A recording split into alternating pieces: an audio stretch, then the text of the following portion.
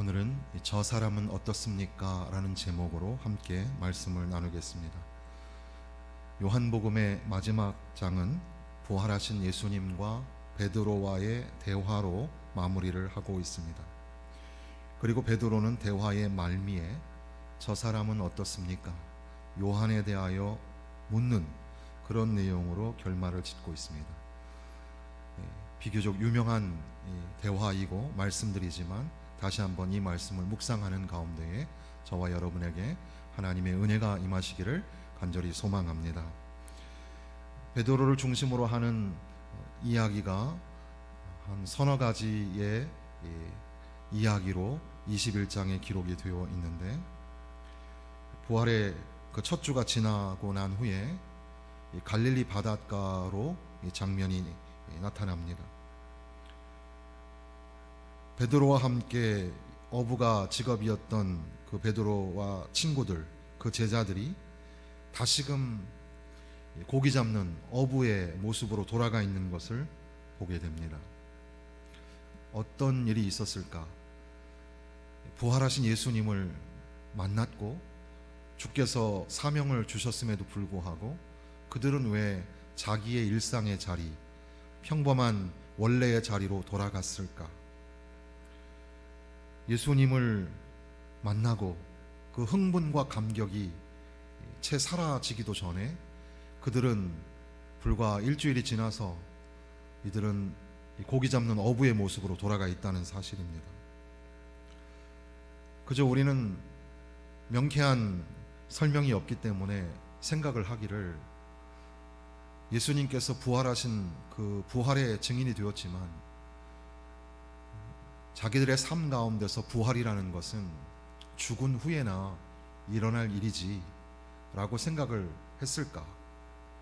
아니면 예수님만이 부활의 능력을 가지시고 자기들의 삶에는 그런 여타의 능력이 나타나지 않고 있음에 실망하고 자기 자리로 돌아간 것일지, 아무튼 여러 가지 생각을 하게 되는 가운데에 이 예수님의 제자들 베드로와 그 친구가 되는 이 어부들은 자기의 원래 자리, 거기에 돌아와서 그물을 던지고 있었던 겁니다.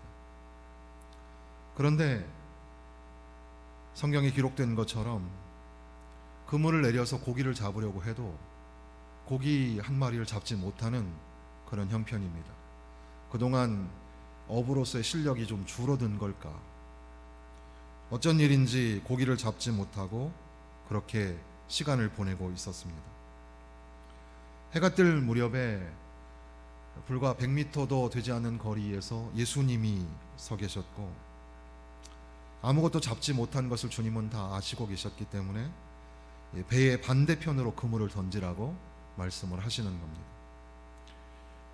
그리고 그 말씀에 의지하여서 그물을 내렸더니 그물에 가득 물고기를 잡는 놀라운 일이 일어나게 되었고, 그때 아마 요한은 베드로를 쳐다보면서 저분이 주님이시다, 예수님이시다, 이렇게 말을 한 것 같습니다. 그래서 고기를 챙겨오는 것을 뒷전으로 남겨놓고 베드로는 벌떡 일어나서 바다에 뛰어들어서 이 바닷가까지 헤엄치듯 그렇게 달려가서 주님을 맞이하게 되는 겁니다. 바닷가에 와 보니까 예수님께서는 이미 물고기와 빵으로 식사를 준비해 놓고 계셨습니다. 그리고 와서 먹으라, 예수님께서 조반을 준비해 주시는 겁니다. 어부의 모습, 밤새 땀을 흘리고 지쳐있던 그 어부의 모습, 그런 모습 그대로 이 제자들은 부활하신 예수님을 만나고 예수님이 다시금 힘을 낼 수 있도록 먹을 것을 나누어 주는 그런 장면이 먼저 기록이 되어 있는 겁니다. 그리고 난 다음에 두 번째 이야기는 예수님과 베드로의 대화죠. 아침 식사 후에 예수님과 베드로는 말씀을 나누게 되는데, 우리가 잘 아시는 말씀이죠. 예수님께서 묻고 베드로가 대답을 합니다. 요한의 아들 시몬아, 네가 이 사람들보다 나를 더 사랑하느냐? 베드로가 대답하기를 예 주님, 제가 주님을 사랑하는 줄 주님께서 아십니다. 예수님께서 다시 말씀하시기를 내 양들을 먹여라. 두 번째 예수님께서 물으십니다. 요한의 아들 시몬아, 네가 나를 사랑하느냐? 베드로가 또다시 예 주님, 제가 주님을 사랑하는 줄을 주님께서 아십니다. 예수님께서 내 양들을 돌보아라 말씀하십니다. 그런데 예수님께서는 세 번째로 또 물으시는 겁니다. 요한의 아들 시몬아, 네가 나를 사랑하느냐? 예수님께서 세 번째 물으시니까 베드로가 근심이 되었습니다. 좀 실망했을 수도 있을 것이고, 주님께서 나를 믿지 않으시는가 보다, 나를 신뢰하지 못하시는가 보다, 그렇게 생각을 했을지도 모르겠습니다. 그럼에도 불구하고 주님은 모든 것을 알고 계시고 제가 주님을 사랑하시는 줄을 주님이 아십니다. 그렇게 고백하였더니 예수님께서는 내 양을 먹여라 이렇게 말씀하시는 겁니다. 그런데 가만히 생각해 보면 예수님께서 십자가에 달리시기 전에 제사장의 그 재판정, 가야바의 그 재판정에 붙잡혀 계실 때 베드로는 지금 예수님과 제자들이 함께 모닥불을 펴놓고 대화를 나누는 것처럼 그렇게 어둑어둑 차가운 그 시간에 불가에 모여있는 거기에 사람들 중에 있었습니다. 그리고 거기에 있던 사람들이 베드로를 향하여서 저기 잡혀있는 예수님을 너 아느냐 이렇게 물어봤었죠. 그런데 우리가 익히 기억하는 것처럼 베드로는 예수님을 모른다고 3번이나 부인을 했었습니다. 마가는 마가복음에 베드로가 저주의 뉘앙스를 가지고 부인했다는 그런 언급을 하기도 합니다. 그리고 베드로는 지금 예수님과 함께 또 다른 그 불가에 앉아서 예수님이 3번 물으시는 겁니다. 네가 나를 사랑하느냐?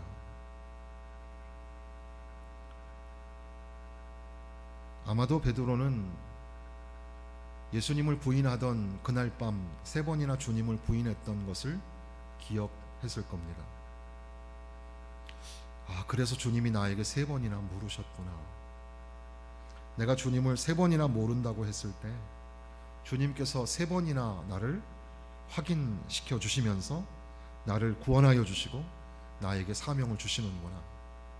이것을 아마 당장 그 시간에 깨달았던지 아니면 그 사건이 지나고 난 다음에 그 사건을 회고하면서 기억해냈을 겁니다. 예수님께서는 그 후에 사명을 주시는 거죠. 내 양들을 먹이라. 그러니까 실패자였던 베드로, 3번이나 주님을 부인했던 베드로, 그의 실패를 기억나게 하시고 그럼에도 불구하고 그것을 말끔히 씻어내듯 3번이나 다시 주님을 향한 사랑을 확인시켜 주시면서 이제는 이 은혜의 아침에 사명자로 다시 서게 하시는 겁니다. 그리고 난 다음에 3번째 이야기는 예수님께서는 베드로를 향하여 우리 19절부터 나오는 이야기가 되겠습니다. 베드로에게 이르시되 나를 따르라. 나를 따르라. Follow me. 나를 따르라. 예수님께서 베안야요 빌바 도마야다 시가 예수님의 12제자들을 부르실 때 처음에 베드로를 향하여 나를 따르라 이렇게 말씀하셨는데 다시 지금 나를 따르라 이렇게 말씀하시는 겁니다. 나를 따르라. 예수님께서는 사명을 주시면서 자, 이제 너에게 이 양무리를 맡겼으니까 네가 잘 지도하고 네가 잘 통치하고 리더십을 발휘하고 능력을 나타내라 이렇게 말씀하시지 않고 그냥 나를 따르라, 예수님을 따르라 이렇게 말씀하시는 겁니다. 그리고 그 말씀은 뒤에도 또다시 나오죠. 그래서 22절에도 예수께서 이르시되 내가 올 때까지 그를 머물게 하고자 할지라도 내게 무슨 상관이냐, 너는 나를 따르라. 너는 나를 따르라. 그러니까 베드로의 사명은 뭔가 대단한 일을 하는 데 있지 아니하고 베드로의 사명은 예수님을 따르는 데 초점이 있는 겁니다.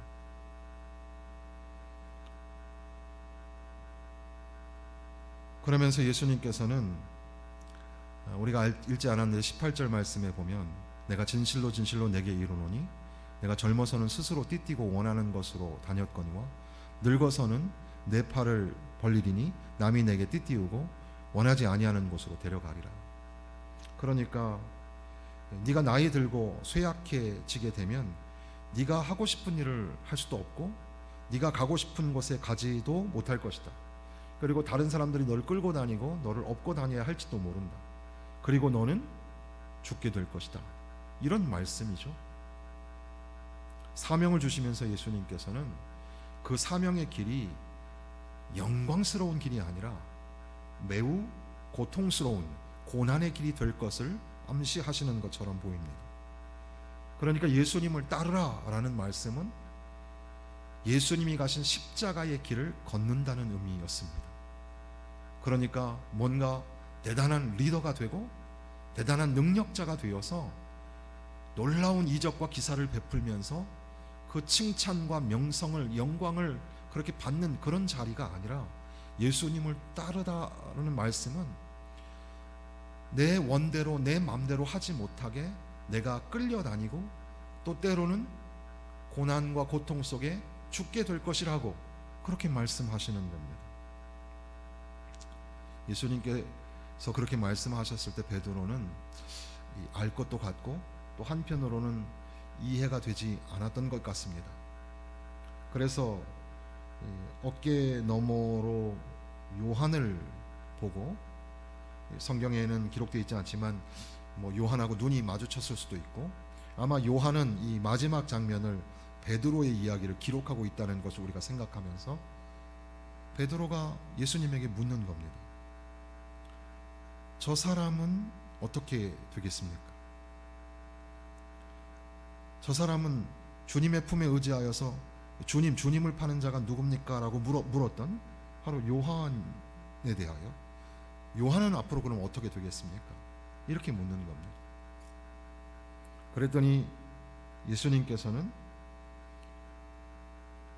네가 상관할 일이 아니잖아 이렇게 말씀하시는 겁니다. 네가 무슨 상관이냐? 23절 끝에 기록되어 있죠. 자, 너는 나를 따르면 돼. 자기를 부인하고 십자가를 지고 고난의 여정 주님을 바라보면서 따라가면 돼.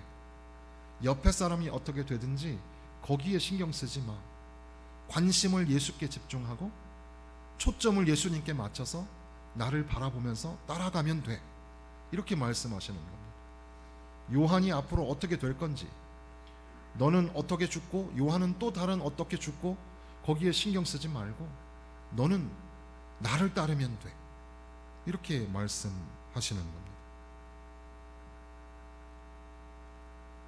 비교한다는 것, 다른 사람과 비교하는 순간 예수님을 따르는 길에서 휘청 딴 길로 빠질 수가 있습니다.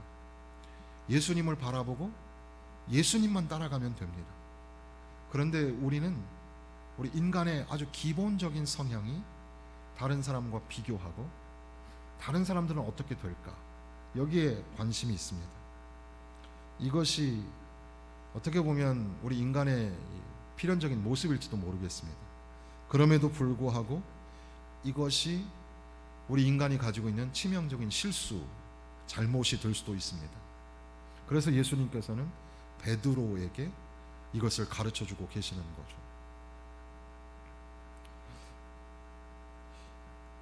이 말씀들을 통해서 오늘 그렇다면 왜 베드로 이야기를 하셨을까? 부활의 증인, 부활의 삶을 살아가는 저와 여러분에게 왜 이 말씀이 마지막에 기록이 되어 있을까? 이것을 생각해 보는 겁니다. 그래서 여러 가지 내용이 있지만 좀 정리해서 한 서너 가지의 내용을 이 말씀을 통해서 좀 깨달아 보고자 합니다. 먼저는 왜 예수님의 제자들이 그 부활의 증인이 되고 그 놀라운 사건이 있었음에도 불구하고 다시 원래의 자리, 어부의 자리로 돌아갔을까요? 어떻게 보면 우리가 영광스러운 그 부활의 감격을 가지고 살아간다는 것은 어떤 신비로운 그런 위치에서, 그런 공간에서 그렇게 신령한 모습으로 살아가는 것이 아니라는 겁니다. 우리가 예수님의 제자로 살고 하나님의 예배자로 살고 생명의 복음의 전도자로 산다는 것은 저 이상적인 상태에서의 삶이 아니라 오늘 우리의 현실의 자리, 오늘 내가 살아가고 있는 삶의 자리에서 다시 시작해야 한다는 사실을 보여주는 겁니다. 그간 3년간의 긴 훈련의 기간이 있었고, 그리고 예수님의 십자가의 죽음과 다시 살아나심을 목격한 제자들이지만, 그럼에도 불구하고 다시 베드로와 이 제자들은 사명을 받기 위하여서 다시금 자기의 삶의 자리로 돌아가야 한다는 사실이죠. 부활의 증인이 된다는 것, 그리고 부활을 경험하는 삶을 산다는 것, 그것은 내 삶의 자리에서부터 시작하는 겁니다. 그러니까 변화산상에서 거룩한 예수님의 모습을 보면서 주여 우리가 여기다가 초막을 짓고 삽시다 라고 했던 제자들의 그 어리석은 말들이 예수님께서는 이제 제자들을 가르쳐 주시고 사명을 주어서 세상으로 보내실 때에 그 처음 출발이 다시금 그들의 삶의 자리에서부터 시작하게 하셨다는 사실입니다. 그러니까 나는 왜 이렇게 살까? 왜 이렇게 내 모양 내 모습은 이럴까? 그러나 바로 이 자리가 사명을 출발하는 귀한 자리라는 사실입니다. 왜 나에게는 이렇게 어려운 일들이 생기고 이렇게 힘든 일들이 있을까? 바로 이 자리가 주님이 나를 다시 부르셔서 사명자로 세우시는 귀한 자리, 귀한 출발점이 된다는 것을 날마다 잊지 마시기를 주님의 이름으로 부탁을 드립니다.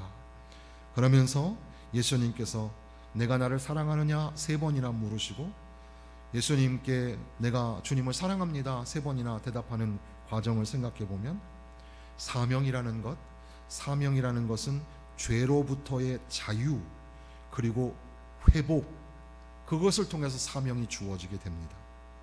그러니까 내가 죄인임을 기억하는 것이 필요합니다. 내가 죄인이었는데 주께서 나를 살려주시고 나를 구원하여 주셔서 은혜로 나에게 사명을 주셨다는 사실이죠. 모든 그리스도의 삶 가운데 절대적으로 잊지 말아야 할 것은 우리가 죄로 인하여서 그 죄의 인식, 죄의 깨달음을 통해서 우리가 뭘 느끼죠? 절망을 느끼게 되고 수치스러움을 느끼게 됩니다. 그런데 그 과정이 반드시 필요합니다. 바로 그 과정을 주께서 회복시켜 주시고 고쳐 주시고 깨닫게 하셔서 다시금 회복하여 주신 이후에 우리에게 사명자가 되게 하신다는 사실이죠. 이 내용을 우리가 잊지 말아야 할 또 하나의 중요한 사실은, 우리가 사명자로 주의 봉사자로 살 때 이렇게 열심히 하다가 자칫 우리가 죄인이었다는 사실을 잊어버릴 때가 있습니다. 내가 이만큼 했는데 사람들이 왜 날 못 알아주지?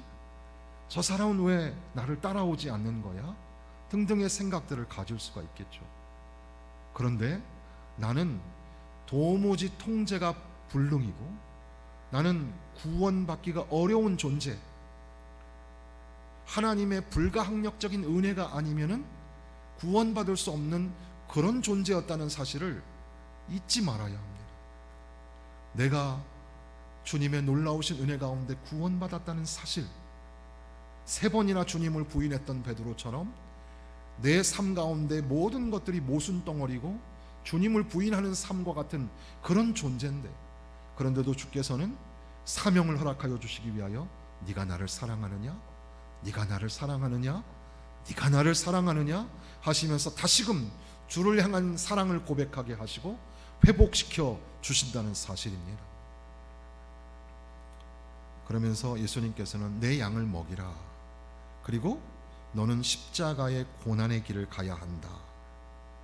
칼빈은 그리스도인의 삶은 어떤 의미로 고난의 삶이다, 이런 말을 했습니다. 고난이라는 것, 좋아하는 사람 없죠. 그러나 고난은 십자가를 보게 하는 것이고, 고난은 우리가 실패하고 좌절한 그런 인생이라는 것을 보게 하는 것뿐 아니라 그 고난을 통하여 하나님의 영광을 드러내는, 하나님의 영광을 담아내는 그릇이 된다는 사실을 우리는 잊지 말아야 합니다. 그러니까 지금 고난의 시절을 지나가고 있잖아요. 시절이 그렇습니다. 그리고 아마 다른 사람은 몰라도 나는 지금 고난의 길을 걷고 있죠. 그러나 그 고난의 길이 결코 쓸데없는 게 아니라는 사실이죠. 그 고난을 통하여 주님의 십자가를 바라보게 하시고, 그 고난을 통하여 인간의 무력함을 고백하게 한 이후에 오히려 하나님의 영광과 능력을 드러내게 하신다는 사실입니다. 그러니까 주님을 따르라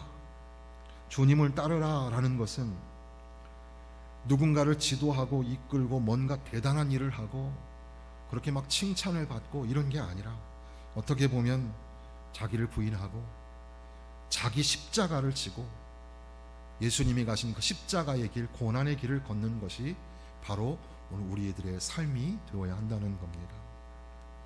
그러면서 베드로가 예수님에게 물었죠. 저 사람은 어떻습니까? 예수님께서는 네가 무슨 상관이냐 이렇게 말씀하시는 장면 속에서 저는 거룩한 응집력, 거룩한 초점, 이런 단어로 설명을 하고 싶습니다. 우리가 예수님께 포커스, 이 초점을 맞추어야 합니다. 이 카메라 렌즈도 이렇게 잘 조절해서 초점을 맞추어야 하죠. 그래야 정확하게 보이게 되는 겁니다. 근데 우리의 이 초점이 흐려져 있는 겁니다. 거룩한 응집력, 좀 집중해가지고 거기만 봐야 되는데 그러지 못하는 겁니다. 그래서 자꾸 다른 게 보이는 겁니다. 저 사람은 어떻게 되겠습니까? 예수님께서는 베드로에게 말씀하신 것처럼 오늘 저와 여러분에게 말씀하시는 겁니다. 아유, 저 사람은 어떻게 되겠습니까? 네가 무슨 상관이냐? 신경 쓰지 마라. 오래 살게 하든지 일찍 죽게 하든지 신경 쓰지 마라. 너는 나에게 집중하고 나만 바라보고 나를 따라오면 된다. 이렇게 말씀하시는 겁니다. 혹시 여러분 지금 예수님께 쫙 집중을 해가지고 예수만 따라가고 계시는지, 아니면 자꾸 예수님께 포커스를 맞추지 못하고 자꾸 다른 것에 신경을 쓰고 있는지 생각해 보아야 합니다. 그런데 브루스 밀런이라는 어떤 신학자는 이 말씀을 또 이렇게 설명을 합니다. 예수님을 따르고 있는 사람들, 그러니까 나 아닌 내 주변에 있는 사람들은 다 동반자요, 동역자의 관계에 있다는 사실입니다. 그러니까 지금 우리가 이렇게 함께 있는데 우리 함께 하시는 장로님, 권사님, 집사님, 청년, 아이, 이 모두는 다 하나님의 특별하신 은혜로 여기까지 온 것이고 나와 함께 동역을 하고 있는 겁니다. 그러니까 옆에 있는 사람들로 인하여 감사해야 하고, 그 사람들이 나에게 내가 주님 앞에 생명처럼 이 아낌을 받는 존귀한 존재인 것처럼 저 사람도 존귀한 존재라는 사실을 잊지 말아야 합니다. 그러니까 저 사람은 나보다 못한데 저렇게 살면 안 되지 않습니까? 그런데 관심 갖지 말라는 겁니다. 조금 우리 눈에는 비교해보면 저 사람이 나보다 좀 못한 것 같고, 또 저 사람은 좀 부족한 것 같고, 저 사람은 좀 껍데기만 있는 것 같고, 그래도 다 하나님의 은혜를 받은 존귀한 사람들이라는 사실입니다. 그러니까 모두 다 귀한 존재임을 기억하고, 베드로는 베드로의 사명을 감당하고 요한은 요한의 사명을 감당하면 되는 겁니다. 그러니까 여기 같이 계신 분들이 얼마나 소중한 분들인지 몰라요. 그런데 우리는 나 중심으로만 생각하니까 나 외에 나머지 사람들은 둘러리처럼 생각하기가 쉽죠. 그렇지 않습니다. 당신은, 여러분은 소중한 존재입니다. 그렇게 우리가 기억하고 옆에 있는 분에게 고맙습니다, 감사합니다. 오늘 예배 마치고 헤어지면서 인사할 때 그렇게 인사하면 좋겠습니다. 고맙습니다, 감사합니다. 얼마나 소중한 존재들이신지 몰라요. 그렇기 때문에 우리는 궁극적으로 초점을 예수님에게 맞추면 됩니다. 모두가 다 예수님에게 초점을 맞추면 되는 거죠. 너는 나를 따르라, 너는 나를 따르라. 이것은 예수 그리스도만 바라보고 예수께 초점을 맞추어서 가면 바로 그게 사명자의 길인 것을 우리에게 말씀하여 주시는 겁니다. 우리가 잘 아시는 히브리서 12장 2절 말씀 기억하시죠? 믿음의 주요 또 온전케 하시는 이인 예수를 바라보자. 예수님을 바라보아야 합니다. 아시겠죠? 예수님 바라보며 살아야 합니다. 지금 시절이 참 어렵고, 그리고 지금 내가 사명자인지도 잘 모르겠고, 그럴 때 우리 삶의 자리에서부터 다시 시작하는 겁니다. 부활의 증인, 부활의 그 영광과 감격스러운 자리는 어떤 신비로운 자리가 아니라 내 일상의 자리, 내 삶의 자리에서 주님이 나를 따르라, 나를 좀 바라보아라, 이렇게 말씀하시는 겁니다.